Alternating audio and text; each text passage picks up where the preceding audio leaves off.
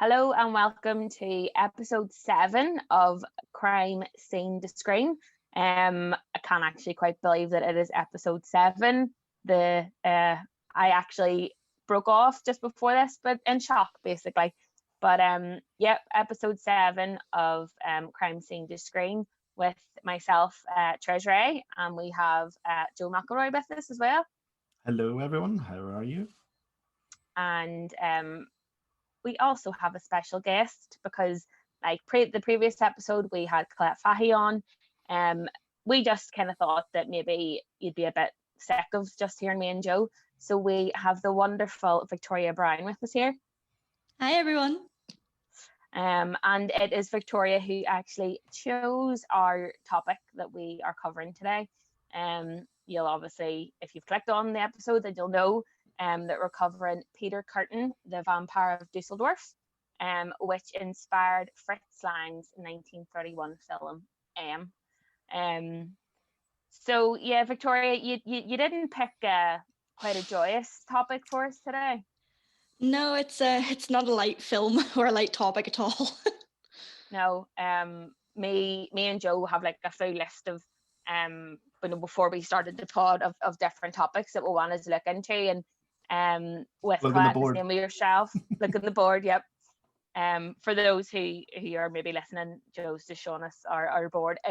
It would remind you of that meme from It's Always Sunny in Philadelphia, and there's all the red string, different stuff like that. That's very much like our board. But we kind of give Victoria the free rein to pick what she wanted to cover, and yeah, she brought this delight to us today. Joe, what do you think? Yeah, well, it's nice to know where Victoria stands and things now. Child murder is clearly big in her mind. Like you go through all the list of the various killers, and the sort of varying range in terms of depravity and grotesqueness and disgustingness. And Victoria, well, you picked a real doozy, so thank you. It was just lovely reading about young Peter and his perversions. But no, in all seriousness, no, I'm really glad you did pick him because it's one of those films I really, really want to see, even though the true-to-life subject matter is really icky. But no, it's also very important. So it is actually really interesting to see how, like, post-World War Germany and pre-World War II Germany, how all these serial killers functioned in and around then, and he was one of the most prominent ones. So actually, I'm really glad you picked this one because it's very, very interesting topic. So thank you. You're very welcome. I think you might change your mind by the end of the pod. Maybe. This is coming as well from, as Jim would say, our resident Disney queen. So I don't really know how she goes from dreaming about Rapunzel to say bestiality. Well, hang on. To be fair, Disney's based in grim fairy tales, so she was leaning on the dark side of things. Yeah. I think. We know deep down Victoria wanted to join me and my sleuth sister Joe for this episode. And why, before we get started, I feel very honoured in a way to say this, because some of my bigger podcasts that I listen to or people that I watch, like Bailey Sarian, this will be our first episode that we have a listener discretion. Ding ding ding ding ding ding ding. Beep, Actually, beep. like doing like a beep. Because this, the topic that we're going to discuss is pretty disgusting. So listener discretion on this episode. If I suppose it involves the murder of children, rape, sexual assault, bestiality, cannibalism, and terrible pronunciations of names. So if you are offended of any of that, it's probably better just to turn off.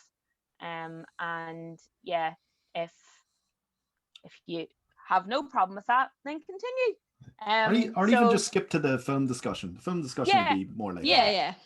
I mean, I would say jump ahead about half an hour, about 30 minutes, and we can talk about, if you're a big, all you Flitz Lang fans out there, repping him from the 30s, the Fritzy boys. Just skip on. But I suppose the only way to get to the films if we get started with the story.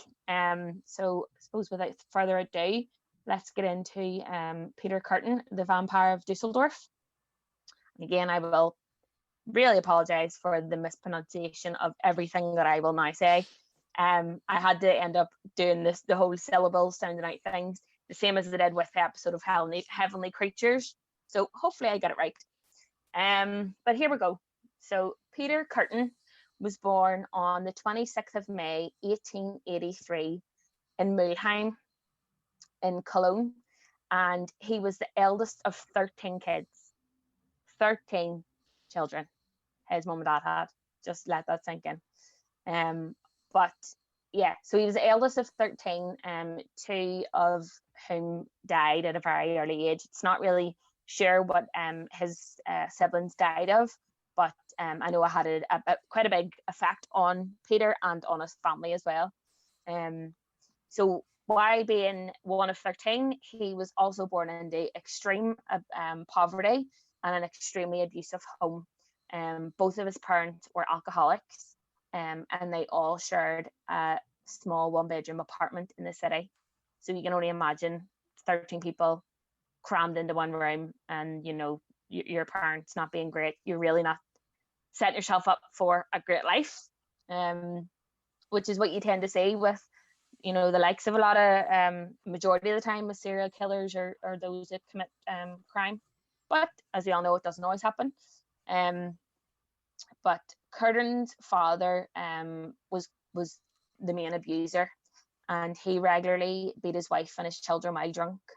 And there was also a lot of mental torture as well. He used to force the children to basically watch him and his wife have intercourse every night.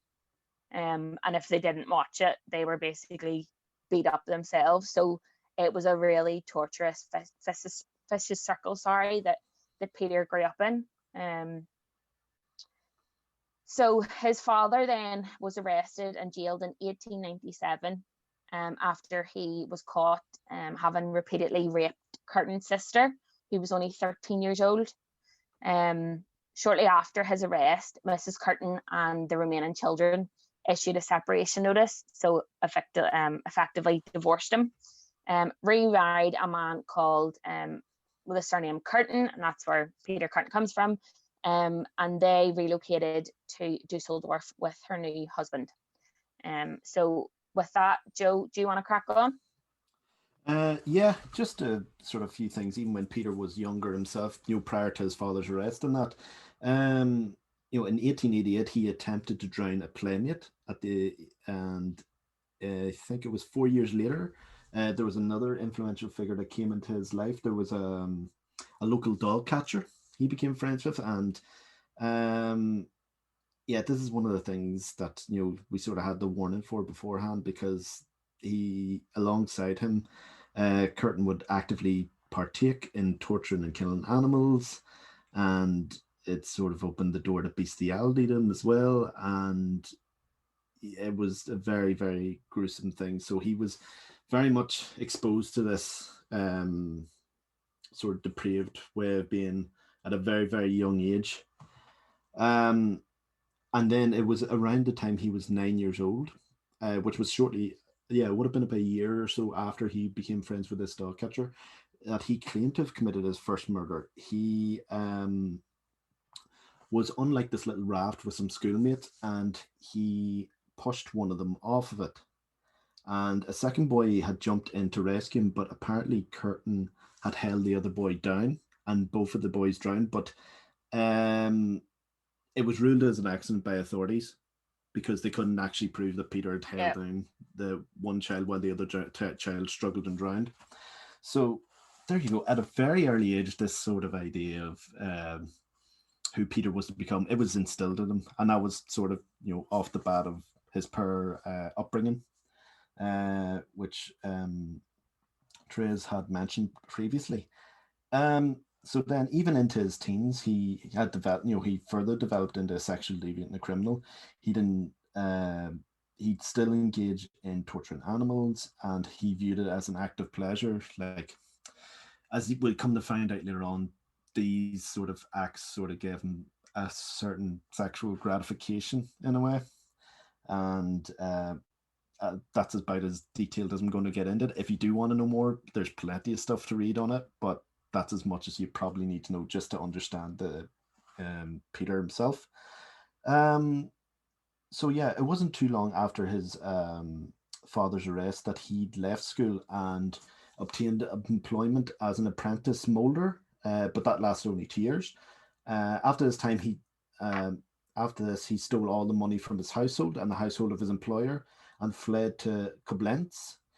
And he was arrested there 4 weeks later, but he only served a 1 month sentence. And upon his release, he resorted still to life of petty crime. So, the good old criminal justice system did nothing for Peter. It just kept him on the same path he was going down. No rehabilitation whatsoever. No. Sure, we all know, even to this day, jails don't really work. No. But we're not getting that. That's a discussion for another day. So I suppose I'll get into his first murder, and then I'll sort of let you take away from after that, Therese. Is that all right? Yeah, no, crack on. Yeah. So on the 25th of May, 1913, Kürten is said to have committed his first murder. So at this time, like I said, he was committing acts of petty crime, and this was sort of, this actual murder was something which he took advantage of a situation to do it, basically. So his victim was 9-year-old Christine Klein. He was carrying out a burglary in a tavern in Mulheim on Marin, and he had come across Klein, who's asleep in her bed.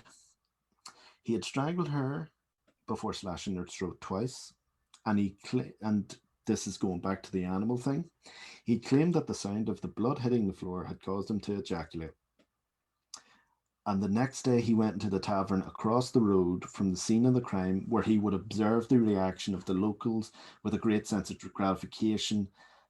But soon after this, he would find himself in jail again because of burglary and arson. And this is something that's sort of indicative to Kürten and his crimes. He loved the reaction as much as the actual action itself. He would always sort of step away from the crimes afterwards, and he would observe the reaction of locals. He loved to see their panic. He loved to see the fear. It's just part of who he was and his sort of reaction to these things. And that's pretty much, the first murder that he committed. And after that, it was all downhill from there, as if it hadn't been going downhill, but it was getting worse and worse and worse. So if you want to take it away from there, Therese. Yeah. Before I head on, Victoria, are you still with us? Do you want to log off yet? Are you disturbed? Very, Perturbed? very, very disturbed. It's one of those things, like, for your first murder to be a little girl, like, everything I've read about Kürten, they all said that he would pick people that would be missed. So in true crime, there's kind of a thing about the less dead. So that tends to be people from the Black community, people from LGBTQ plus communities, prostitutes a lot of the time. But Kürten specifically chose people that would be missed because, like Joe said, he loved seeing people freak out. He loved seeing people panic. And that was just tension. Yeah. So do you want to put your laptop in the freezer and we'll call it quits? Not quite yet. No, not yet. Okay, right. Go on ahead, Therese. Okay, I think we'll do another couple. Why just with like going back to your point about I suppose being part of the investigation, that is one of the things that at the time the term serial killer wasn't used, because a lot of people in the early days just couldn't fathom that one person could basically give so much destruction. But you do find it in studies later on that those real narcissistic sadists are the ones who get themselves involved in the crimes. Like John Wayne Gacy befriended the police. Ted Bundy did the same. It's like a known trait for those type of people with the mentality that everything's about them. I mean, even BTK, like he came up with his own name and sent it to the newspaper, so people thought he would be famous. So I imagine it would be on that same type of light. And with Christine's murder, because Peter was arrested for another crime at the time, it was actually her uncle who was falsely arrested for a murder, which Kürten, I suppose, didn't like, because he wasn't the one who was getting the attention for, basically, which led him as well to, I suppose, follow her trial quite close.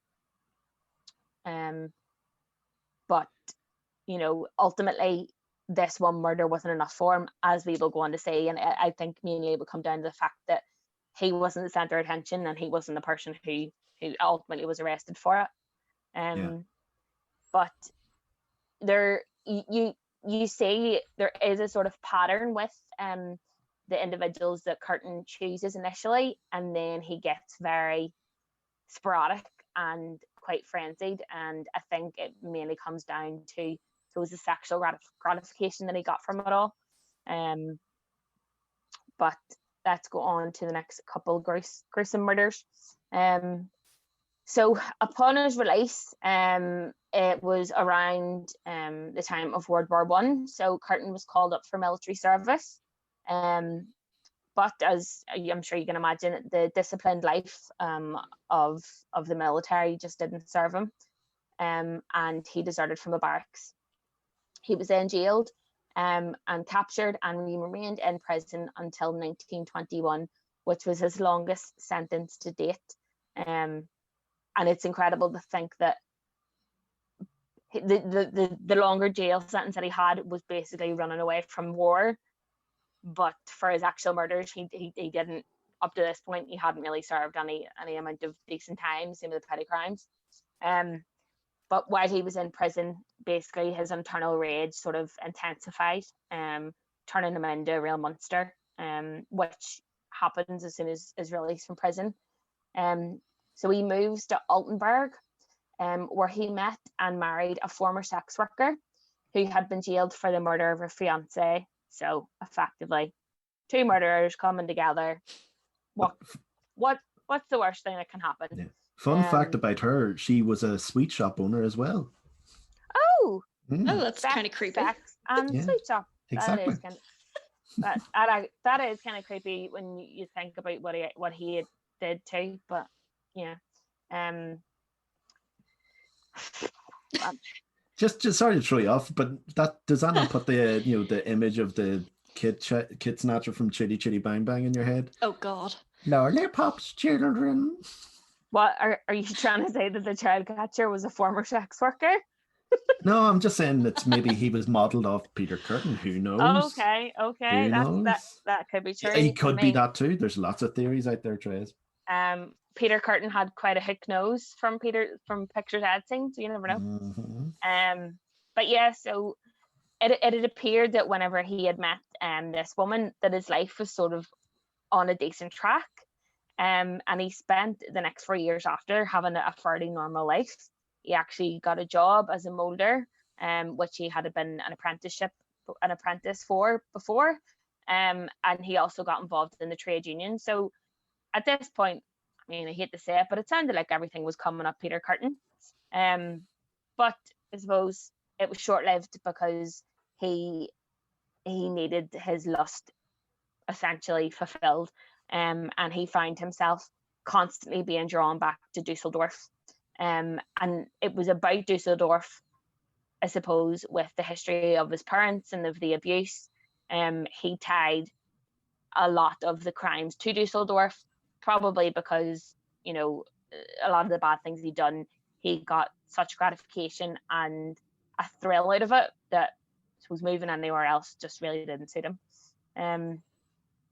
So he ticked off a few more crimes on his list: petty crimes, arson attacks, sexual assaults, and 4 of those are currently. He was basically, there was 4 of those sort of attacks that can be pinpointed on Peter, but he basically, it got to a point where it just wasn't enough.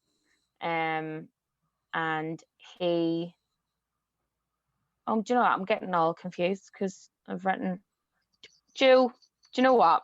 Yeah. I've just realised that the reason my notes were like halfway was because I copied and pasted them from this into a different sheet. So it basically repeats the paragraph twice. So that's why Lovely. I'm getting really through up. Sorry, It's fine. sorry, You're listeners. all right.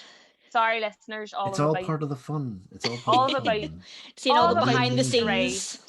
Yeah, Behind the scenes of the crime scenes, the screens. yeah. Our three loyal listeners, which is probably me and Joe a couple of times, and then somebody random. Yeah, apologies. Love you, random. Love you. Anyway, so then we'll move on to I suppose his next sort of documented murder, which again is just awful. It was a young 9-year-old girl, and this was in 1929, and this sort of was the real escalation of, I suppose, of his rage. He stabbed the young girl he stabbed her 13 times, and during the attack, I suppose he basically climaxed when he had seen the blood, which is something that, again, as time goes on, he really gets a thrill out of seeing blood, and suppose blood pouring out of the victims. So he basically took Rose's remains, tried to dump it under a hedge, and realized that it was supposed too out in the open. So he tried to burn her body, but basically not all of her body burnt. So when she was found, God love her, she basically was in a really, really body damaged way.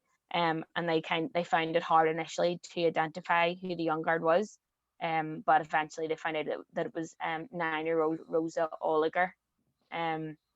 So Rosa was the first of a number of victims that then continued and escalated from young girls, young women, and even to men all over the next 15 months. So if you want to crack on, Joe. Yeah, just like you said, it was literally only 4 days after the murder of Rosa. He'd killed a 45-year-old man called Rudolf Scheer in a stabbing frenzy. Like the weapon he used, it wasn't a knife; it was a sharpened pair of scissors that he used. I think it was just setting off from that initial murder of Rosa. He was just lost complete control. And it was after Rudolph's killing, a bit like before with the initial murder of Christine. He returned to the scene of the crime to talk to the police, claiming that he'd heard about the murder over the telephone. Again, to dispel suspicion, like Gacy, like you just mentioned, Therese, there a few minutes ago.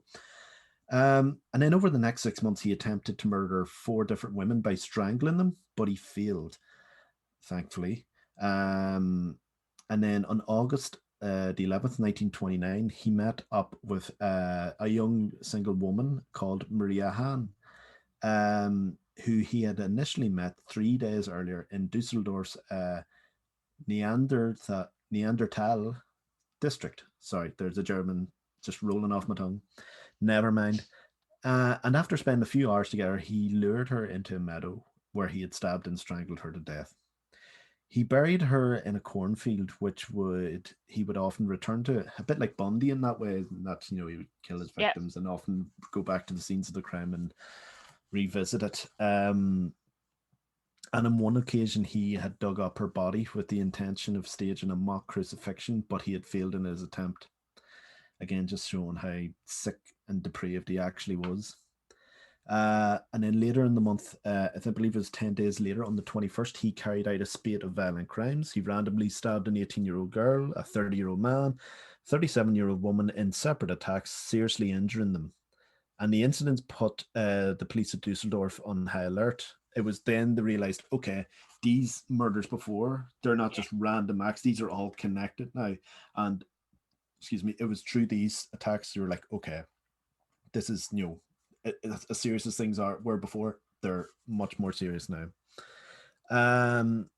However, despite their efforts, Kurt had managed to murder foster sisters Louise Lenzen, who was 14, and Gutrid Hamacher, who was 5, in an allotment bean patch. Again, his sort of method of murder was strangulation followed by stabbing. but yeah, just going back on the idea of there being no sort of serial killers, or the idea of a serial killer was sort of completely foreign to them, to the people of Germany at the time. That's why the police were sort of panicking, and they couldn't put a pin on this guy, because they were like, oh, what the hell's happening? Why are all these people being murdered randomly? But the thing is, Kürten wasn't even the only person, who was engaging in multiple murders around this time. It was a weird sort of place, Germany, at the time, because out of World War II, it's sort of, I think it was maybe due to social deprivation and that, because there were high rates of inflation, there was lots of poverty in that, so crime and opportunism within that sort of was on the rise. And then it actually led to the main investigator of this crime, Ernest Gnat, coining the term Syrian mortar in order to describe it. So this is something that's brand new to law enforcement at the time. So they're like, we've no idea what the hell's going on. There's this madman who's randomly like stabbing and strangling young women and men, and there's no real sort of motive to it at all. But yeah, I'll let you maybe continue there, Therese, if you know where to sort of pick up from where I left off. I'd just gone over them two young ladies who were unfortunately killed by Peter in August 1929. Yeah, so with my notes, I sort of listed these out in respect, I suppose, for the victims, but also because there was so much in such a short time that he actually did. So after the two Foster sisters, he then jumped to a 40-year-old woman. So this is when I suppose everything more or less got quite frenzied, and he wasn't particular on who he attacked. As Victoria said, it was mainly people that were missed and that would have had a real occasion, I suppose, about their murder and about their death. So he could just put himself into the investigation and ultimately, I suppose, in his small-minded state, make it about him. But yeah, the next few, there was 40-year-old Gertrude Schultz, who actually survived her attack, and she was able to give a description of Kürten to the police. But unfortunately, at the time, there wasn't really any sort of distinguishing features between him and many other of the men in Germany. So it was good that they had the description of him, but they found it quite hard to whittle it down to who it actually was. He didn't really have very much distinguishing features. He then raped and murdered Ida Reuter. After that, it was Elizabeth Dorier, who he battered to death, which again was slightly out of his normal motive. As Joe said, he was fond of strangulation and stabbing, but this was a real sort of angry attack, as you would normally find most people who are murdered by, I suppose, being bludgeoned or battered to death. It comes with a lot of strength and adrenaline. So this was a really angry murder. And then he returned to a young girl who was only 5. Her name was Gertrude Alberman. She was stabbed multiple times and was left in a rubble pile, apparently quite out in the open. And it was in the daylight as well. So he basically effectively left her body quite exposed. And it was said that he more or less watched people find the body and sort of got gratification from that. The thought of him being so close to the murder and being the murderer but not being caught was sort of thrilling for him. So at the time, the press coverage was quite sensational about the attacks. You would imagine it would be much like your Sun or your Daily Star of the day with terrible headlines. But they coined the term the vampire of Duesseldorf, because investigators had basically seen that it looked like Peter had been drinking the blood of his victims, basically, just the way certain aspects of the crime scene were left. So this sort of print was immortalized everywhere, and this is the name he was given, probably much to his enjoyment, that he was now given a serial killer name. But it was, you know, he was being featured in the press. He had his sort of serial killer name, and it was probably at that time, again, as I said, quite thrilling to him. So you could only imagine how much he enjoyed it. But strangely enough, so throughout all of his reign of terror, he still maintained his marriage to his wife, and they still had a quite an attachment together. And up to this point, she effectively knew nothing of what he had done. But he, not too long, basically, after some of the murders, he had raped a girl called Budlik, but she had managed to escape, and was one of the people who was able to give a description. But at this point, Peter was getting quite sloppy, and frenzied. So he was worried that he would be eventually caught for the rape. He wasn't so concerned about all the murders that he basically committed. It was just this rape. So essentially, for the fondness of his wife, he came up with a plan to make sure that she was going to be sorted financially after he was arrested, which is just awful. It's awful good of him as a husband. So he basically confessed to her that he was the Duesseldorf vampire. He detailed all of the killings and all of the attacks, and he insisted that if she was to turn him in, she'd be paid a large reward, because at the time there was a warrant out for his arrest, and with the warrant came monetary value. So initially she was quite reluctant, and I suppose didn't want to out her husband effectively. But after some time, on the 24th of May 1930, she did as her husband advised, and she took to the police to the designated rendezvous site, which was a local church, and that is where Kürten had been hiding. And he then surrendered himself to the police quietly, without any sort of fuss. And yeah, they were under the impression that because she had done this, they would be rewarded with a large sum. But of course, that did not happen. So, Joe, if you want to go ahead with the arrest then, and I suppose the proceedings.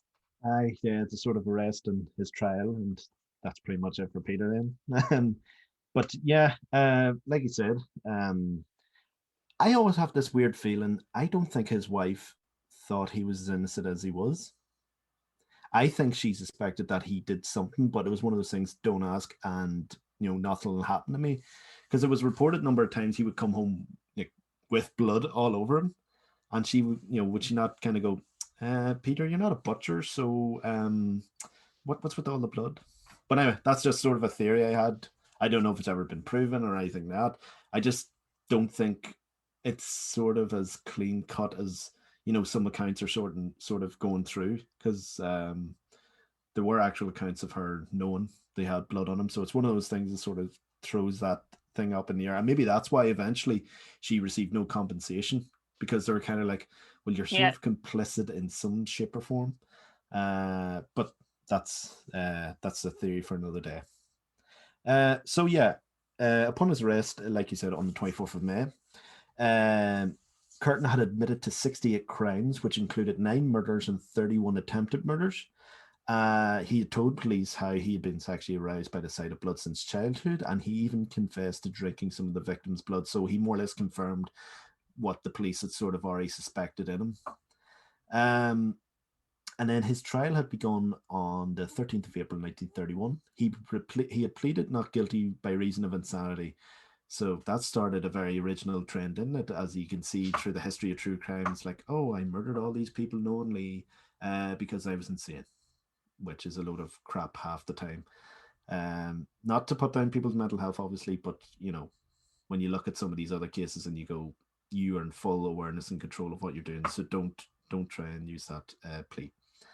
But anyway, he pleaded not guilty by reason of insanity, And to counteract Kürten's insanity defense, the prosecution had introduced 5 of the most eminent doctors and psychiatrists in Germany to testify at the trial. And each had testified that Kürten was legally sane and had been in perfect control of his actions and impulses at all times. They stated his crimes were premeditated and acts of sadism to which he had control over to fulfill his perverted sexual desires. And on the 22nd of April, 1931, Kürten was found guilty and sentenced to death on 9 counts of murder. And he was said to have been emotionless as the sentence was passed. And now we reach curtains for Kürten, as on 6 o'clock of the 6 a.m. on 2nd of July 1931, Peter Kürten was executed by Karl Gropler with a guillotine in the grounds of Klingplutz prison in Cologne. And shortly before his head was placed on the guillotine, Kürten had asked the question, "Tell me, after my head is chopped off, will I still be able to hear, at least for a moment, the sound of my blood gushing from the stump to my neck? That would be the pleasure to end all pleasures." And when asked whether he had any words to say afterwards, Kürten simply smiled and replied no before the guillotine was dropped on him.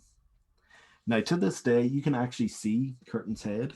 I found out just in researching afterwards, because shortly after his execution, his head was vivisected and his brain was studied just to sort of, try and get an idea of, why would somebody commit these acts of crime and why would someone be so depraved.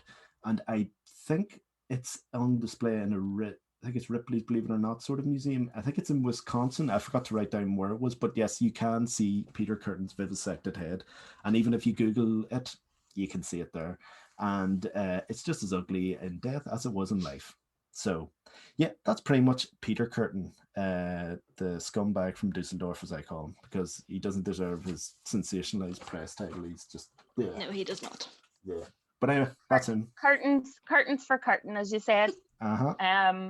I just want to basically reference my sources, Good. just because I suppose as time goes on, me and Joe can't continue to pretend that we have written this all ourselves, because we most definitely did not. So my sources, I used an article from biography.com that was written by their researching team, and that is just basically crime figure Peter Kürten. I also used a Britannica article that was written by John Philip Jenkins, and then also referenced a book which Joe had recommended to me, written by Lee Mellor, and it is called Behind the Horror: True Stories That Inspired Horror Movies. There's also numerous podcasts. Victoria mentioned last podcast on the left, and Bailey Sarian covers it on her YouTube, and I'm almost sure Morbid cover it as well. Just if you want to hear any more great detail about this horrible man, you probably don't, but if you did, there is other platforms out there. Mm-hmm. Yeah, pretty much. Yes, I use the same sources more or less as yourself, Therese. Maybe just beefed it up a little bit in certain places through different YouTube videos and that there, which I created a playlist for. So we're going to try and get that link attached as well. Again, if you want more details, there's a great video on it from a guy who's a psychologist. He sort of covers some murders. I think he covered the crime when we did Heavenly Creatures. So yes, I will try and get the link attached to either the video version of this that comes out or the actual pod itself. So do you want to move on into the film? But maybe before that, can we just ask Victoria, what do you think of the crime? What do you think, LPD? Just noticed a weird detail. At the time of recording, it's the 30th of June 2021, and he was executed nearly 90 years ago to the date, because it was the 2nd of July 1931. Oh, we'll have to get Jim to put the pod out that day. Oh God. Or maybe not. No, because it'll be a celebration of him, and he didn't. No, he would have loved that. I know. Watching from the flames of hell, going, "Oh, look at them enjoyed the pod." Happy anniversary, Peter Kürten. Happy execution day, Peter. Happy death day, Peter. Happy Kürten. To know you're dead, Pete. Yep, yeah. I out of all the serial killers that that we've ever talked about personally, out of all the ones I've ever read about or listened to episodes or watched videos about, he's in the top 5. Like, some of the stuff that he did was just like, you don't want to talk about it. Like, it's enough just to say he did A, B, and C, but going into the details, he's an absolutely horrendous human being. And we went fairly soft. Like, if we wanted to go in more detail, we could. Yeah. And there are more sources out there if you want to get into the real nitty gritty. But we tried to be as tame as possible, even though we do have like a little trigger warning at the start. It's only because, it's not the kind of thing we want to talk about in a Wednesday evening. And that book that you recommended, Joe, as well, it's really good.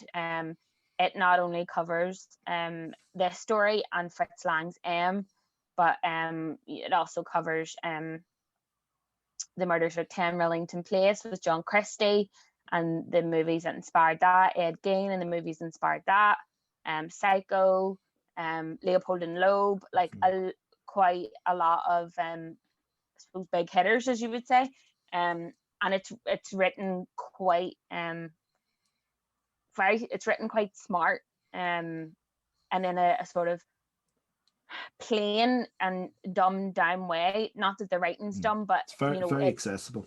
It's very accessible for anyone, both fan of, say, the films that he covers and the murders as well. So if anybody is interested in general in true crime movies, upon Joe's recommendation, it's a really good book. But I suppose while we are talking about Flitz Lang's it's probably best that we move on to the film. Normally at this stage we would I suppose cut in a piece of audio from the movie. If you haven't watched it, it's basically in German. So yeah, I think we'll leave that out for the minute. Yeah, it's a bit like Memories of Murder. We couldn't really do that either because it was a Korean film.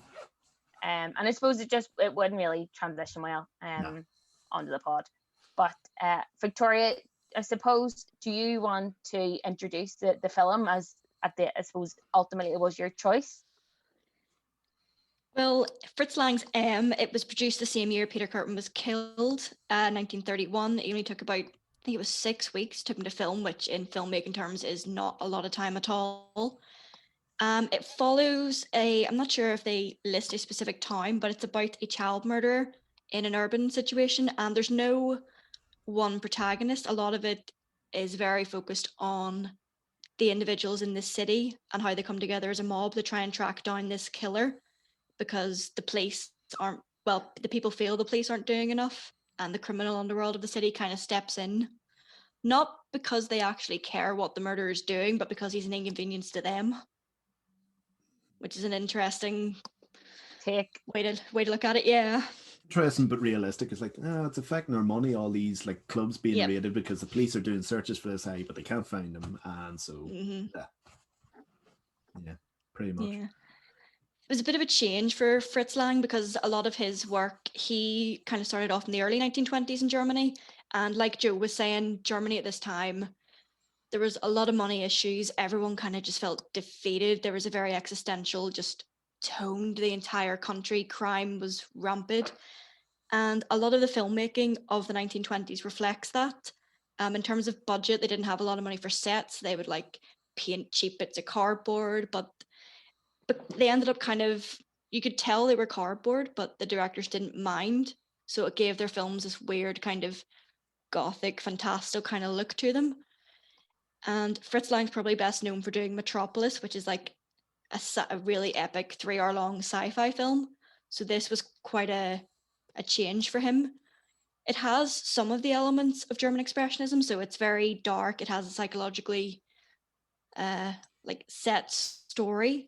But if anything, it's probably more of a precursor to film noir, which is very existential, very like cynical hero kind of thing. And like as far as my research can tell me, it was probably Flitz Lang's favorite film of his own because of the amount of social criticism in it. Like Flitz Lang was very, very against the Nazis, as a lot of Germans actually were. I don't think people kind of acknowledge that. Like, it's kind of like Trump, like Germany's political landscape is not a reflection of all the people. And as far as I'm aware, once M was finished, Joseph Goebbels actually kind of told Fritz Lang either be our propaganda filmmaker or leave. So Fritz Lang agreed and then fled to Paris that night. And I don't think he returned to Germany for a long time after that. Mm-hmm. No, because he was Jewish himself as well. Mm-hmm. That was another thing. So all this anti-Semitic nonsense that they were spewing out constantly didn't help matters for him either. Yeah, it was the same actually for the star of the film, Peter Lorre. He actually fled Germany just before because he was Jewish as well, and he sort of seen the writing on the wall when the Nazis sort of took power, and so on and so forth. And the rest is history, as we know, unfortunately. But yeah, why specifically why did you pick it, Victoria? You know, what drew you to it? I was kind of fascinated because while it's not the first like quote unquote serial killer movie, like there are ones that predate it, like Hitchcock's The Lodger, which I think is about Jack the Ripper. It's, from what I've seen, because it was based on Peter Kürten, although Fritz Lang disputed that because, like you guys said, there was a couple of other serial killers at the same time. So I think they all kind of influenced it. But I wanted to see how someone with Lang's very specific style would deal with something so dark. And I was actually surprised that he really humanizes Peter Lorre's character. Peter Lorre plays the serial killer Hans Beckert. And I was expecting a very, stupidly comment, black and white portrayal of him, but he really gives him depth. And you were saying, Joe, about the insanity plea. This guy, from the sounds of it, actually was sick. Mm-hmm. But the crowd were like, no, he's a murderer. And in one sense, you can understand why they would feel like that, because he specifically targeted children, like little girls. So you can understand why people would put their emotions above their logic. But unlike Peter Kürten, who he was sick, but not mentally ill, Hans Beckert was ill. Yeah. Which I thought was fascinating. No, you could tell even from like the very first scene we're introduced him, he's staring in the mirror and he's sort of making distorted looks on his face. It kind of reminded me of Joker in the way. Yes. You know, Joaquin Phoenix. You're like, oh, so that's where sort of he got that from. And that's sort of just like a wider thing that just actually amazed me about it is the fact that it seems so modern, even though it was made in 1931. I was like, this, like, because, you know, for example, like we watched Zodiac for our Zodiac episodes, Therese. It literally felt like I was watching a film made in similar time. Like, you do know it has aged in certain technical instances, but in general, the way the story flows and the way it unfolds and is told, it feels so fresh, and you can see where so many different filmmakers have taken ideas from the film itself, and it's just I was blown away by it, to be honest with you. But what did you think of it, Therese? Yeah, no, I'm completely on the same point as the two of you. You know, I haven't studied film. It was one of those things, I suppose, that were on my lists for reference, specifically whenever we were looking into German expressionism and early film noir as well. You know, as Victoria said, he's mainly known for Metropolis, which is such a hulk of a movie as well. But I knew that it would be a good movie, but I think I was just even more blown away by just how easy it was to follow. You know, I don't have issues with foreign cinema. I absolutely love it. There's some great movies out there. But I know there's a lot of people who would sort of, first of all, not want to watch this because it was shot and released in the 30s. And second of all, because it's in German, so it's in a foreign language, and you know, you need to follow it by subtitles. But it you know, I suppose back in those early days, subtitles aren't what they are now. But it doesn't take away from the movie at all. It's so easy to follow. You know, the different scenes. Like when you think about this movie, cinema was still really in its early stages. They hadn't moved. The move to talkies was still quite recent at the time as well. And you think about some of the shots, like in the movie, you know, specifically, the scene where the gang overtake the sort of underground bank where it is on the train station. And the amount of people within those shots that you can very clearly see everything they do. It's so crisp, you know, when they're breaking into different parts, when they're drilling holes in doors, you know, there's ones going down to the basement. Like, it's so clear, concise, you can see what everybody's doing. And so much of it, I suppose, at the time still was quite through the expression. There was only so much that people, I suppose, could say on camera. You know, there was a real thing that it was only the main actors that were ever allowed to speak.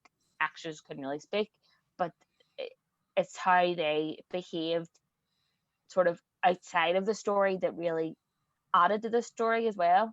And I suppose you can say that Hitchcock did take, I would say, he used, I suppose, some of the references within Flitz Lang's work in his later work.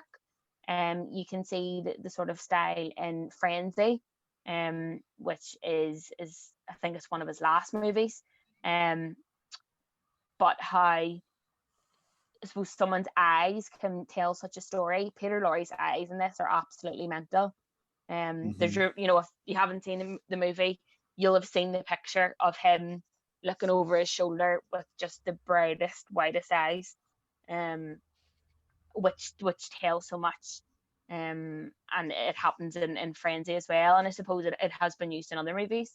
But I suppose one of the main points that I enjoyed of this, and I suppose makes it quite creepy, is the soundtrack and music. Music plays quite a big role, particularly in Peter Lorre's character, Hans Beckert. He whistles the In the Hall of the Mountain King motif. So, like, me saying it, you're not going to know what it is, but if you were to... The Alton Towers music, that's how you know it. Yeah, so he basically whistles the Alton Towers music, which, you know, to us, as you said, Joe, Alton Towers is an exciting place. You know, it's something that I associate fun with place for the family. Yeah, I associate it with a good thing. And then when I heard this in the film, I was like, going forward, that's all I want to think about is Peter Lorre basically going to... This was the song that he whistled as he was approaching a child, and is ultimately one of the things that get him captured at the end. But just that use of that one strong whistle the whole way through can say a lot. It says a lot about Peter Lorre, says a lot about his actions. And I suppose if we're taking it back to Peter Kürten, it was maybe one of the tics that he sort of brought on when he was ready to kill somebody. You know, with his Peter Kürten's fascination of blood, and I suppose the sexual gratification, I suppose, of seeing people in compromising situations. This, in a sense, was Peter Lorre's way of knowing, right, you know, I'm in this mind frame, I'm ready to do something bad, basically.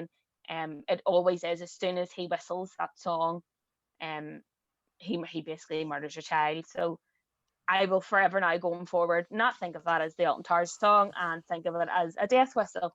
You know what actually reminds me of that, the actual use of that music? And a guy pointed out in one of them YouTube videos I was looking at, it sort of is in the way that he uses that whistle, it's a bit like, you know, the Jaws theme for the shark.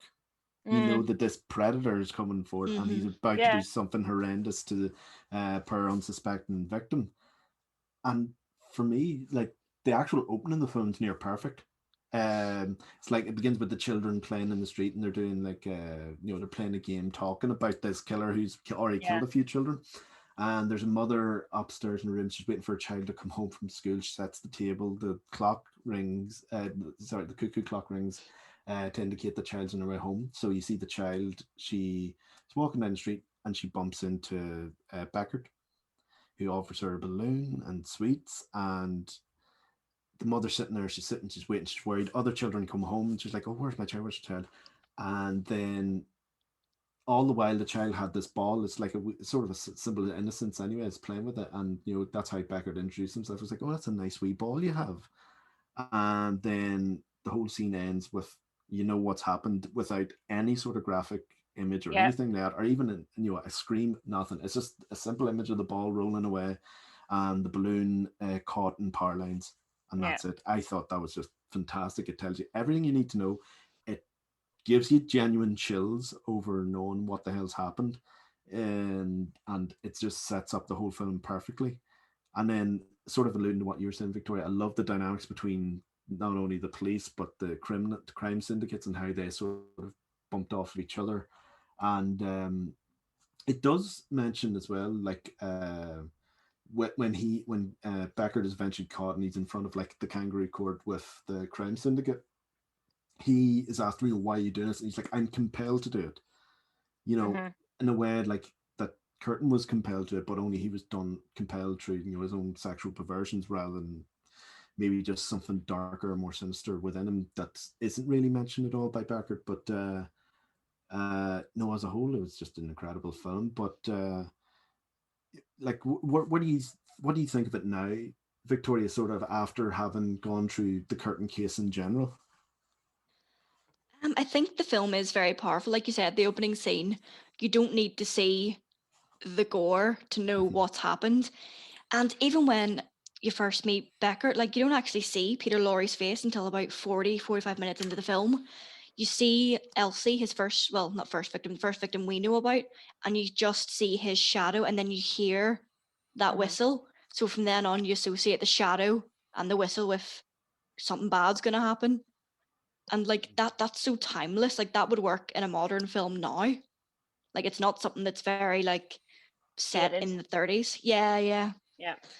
I was actually surprised by that as well, Joe. It does have such a modern kind of sensibility to it, which I wasn't expecting. Yeah, that's me. It just seems like there's a lot of borrowing. You see, that's what I mean. Like, it was like, you think about watching that in 1930s, 1940s, like it would just literally blow you away. But now, when watching, you're like, oh, I can see where that's from that, and that's from that, that's from that, that's from that, that's from that. I pointed out Zodiac because we'd only watched it fairly recently. I was like, there's a lot in Zodiac that's new. The whole procedural element of Zodiac, that's clear here. Like how the police went about trying to catch the guy, and they would raid places, and then like if somebody had their ID papers, they could go because they could mark them and identify them in a certain place, certain time. And whoever how the newspaper got involved. Yeah, the newspaper, the press. It's just all these little elements that they aren't really distractions, or they're not boring. They're all essential to the story as well, which is why it all just ties perfectly together. And it's probably the best film we've covered so far, I think. Yeah, no, I would agree. And that I know you're a huge Scream fan, Therese, but I'm sorry, for me, M's the big winner so far. Well, I mean, I absolutely love Scream and could watch it like over time and time and time again, no problem watching it. Yeah. What I think the respect I give to this film, as I've said, I suppose, as like a previous film student, as someone who loves film, is I was just so I was so impressed. I wasn't going to go into it and say that I wasn't going to be impressed, or that I was going to be disinterested or anything, because there would have been a point in time that I wouldn't have had time for foreign language movies or anything, I suppose, that you kind of had to think about.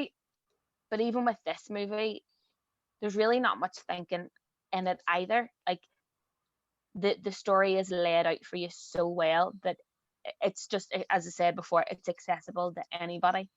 And I think that both the story of Peter Kürten and I suppose in a very loose term, the film adaptation, and the reference of his life, this probably is one of the best that we've covered so far. And I know we've got wide lists to go, but yeah, no, I am really glad that you chose this, Victoria. It blew me away, and it'd be a film that I'll definitely be recommending to people as well. Well, I'll be telling everybody about this. Mm-hmm. Like, one of the things that struck me the most was how innovative the camera work is. Like, like you were saying, Therese, film was still relatively new. Like sound talkies were only 4 years old at this point. But in silent film, there wouldn't have been like close-ups or mid-shots. It would have just been one big wide shot. The camera was very stationary. Cameras could move, but they were very heavy. It was a lot of noise. But the way Lang uses it in this film, like you were saying, the opening scene, Joe, where the kids are playing, it really sets the tone because the camera's looking down at them, almost like it's omniscient. It's really creepy. And then it tracks up to that woman's little like house where she's waiting for her daughter to come home. And there's certain scenes where they have like the characters looking directly into the camera. Like that was unheard of. And it made me like kind of step back a bit, being like, oh, they're looking at me. So it almost makes you complicit in what's going on. And it really sweeps you along with the narrative. Like Therese says, everything is laid out for you because you're going on this journey with them. Yeah, that's what I mean. It's a film very much about paranoia and mob mentality around paranoia. And from what you said, exactly those like close-up zooms to someone's face, it does make you complicit in there. Like, well, I'm sort of, you sort of get a bit of feeling of paranoia as well about this whole thing. You're like, where is this fella, Beckert? He could be anywhere at any time. He could be, well, who he is, but there is that feeling like, it's he's out there, but he's out there. He's the can't find boogeyman. him. Yeah, he's the boogeyman character. But I suppose is there any sort of other points you want to bring to the table in regards to Victoria? Just lastly, just building on what Therese was saying about the sound design, like there was actually a few times, because I watched this film on YouTube, the whole film's on YouTube, where there was no sound at all, and I actually thought it was my computer a few times until I realized it had been done on purpose. And then like the use of the whistle, like Therese was saying, it's like a tick for when he wants to murder. And there's a bit where Beckert is following a child and gets interrupted, but he's still in that like, I need to kill someone. Yeah. So his whistling gets quicker, he gets really tense, and then he goes and has, I think it's a cognac or something, and he's whistling really, really fast. Yeah, he has 2 for like 165, which would be a dream. But I thought that was a really fascinating way to show his kind of control. And yes, because like with Kürten, like he, like you were saying, he did everything for his own gain, whereas with Beckert, he's mentally ill. Like when they do the trial in front of the crime syndicate, he really stresses he can't help this. Like this is a force, this is another part of him. He actually says he feels like he's running from himself. And I think looking back on that whistling scene after seeing the crime bit, you can see that he's telling the truth, I think. Like I wasn't expecting to feel sorry for Peter Lorre, because I don't feel sorry for Peter Kürten at all. Oh, but absolutely. Peter Lorre's got such an expressive, like you were saying, he's got such an expressive face. Like, I know in my head, like I'm watching him going, I know you've murdered children, but I do feel sorry for you in a weird way. And I think a lot of that is Peter Lorre's portrayal of the character. Yeah, that's it. And it sort of goes back to what Flitz Lang was like with actors, which wasn't very good. No. He would, he'd be very cruel to them, and he'd make them do repeated takes after repeated takes and stuff like that there. And he, the scene where Beckert's trying to escape and run upstairs and he's pulled back down off the stairs, apparently they shot that loads of times, so he like hurt himself a lot doing it.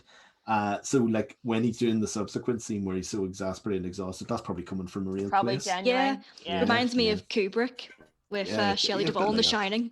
Yeah. A lot of that to it. But I think now is as good a time as any, really, just to sort of wrap things up. So any other final thoughts there, Therese, just before we close up shop? No, I just think if you want to learn more about Peter Kürten, good luck to you. You are a sick individual. If you want to know more about Fritz Lang's and Metropolis, and I suppose any of the other sort of films, as we talked about Joker and those other sort of references, please do. As Victoria said, the whole film is on YouTube. It includes subtitles. It's not even that long. I think it's just an hour and a bit, an hour and a half possibly. And it's one of those films that really shaped cinema. And it's an education, and it's something you can enjoy. But yeah, I don't want to think, smell, see, talk about Peter Kürten again, because he has ruined my dreams for the past 2 weeks. So the quicker we get this podcast over, the better. Yeah, let's hope our next guest picks a nicer one. Put it that way. And if they don't, then we're cutting this guest idea, because I think all they want to do is just make me and we're you just torturing you. Yeah, have yeah, sleepless nights or something. But yeah, let's push them to the brink. It'll be fun. But yeah, I agree wholeheartedly with what you're saying.